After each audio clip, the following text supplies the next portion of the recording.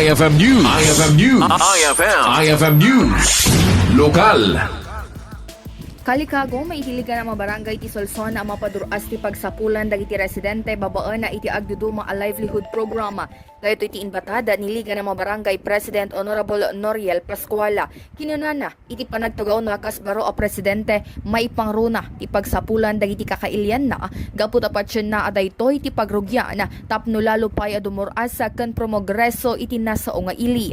Mainaig iti raytoy addan dagiti madama amad adaw a programa kada aktibidad a maiwayat iti tunggal barangay a makaipaay iti kanayunan a pagsapulan dagiti residente.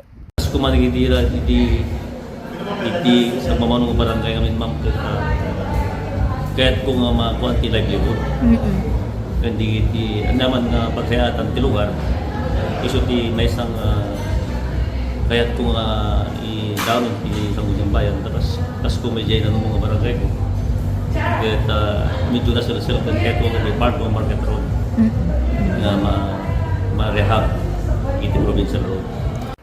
Kabayatan na malaksiri ti pagsapulan wenno livelihood katitultuloy na paay dagiti proyekto ken programa ang makita ang makaited iti pagnamayan iti umili.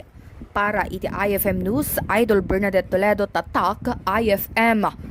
IFM News. IFM News. IFM News. Lokal.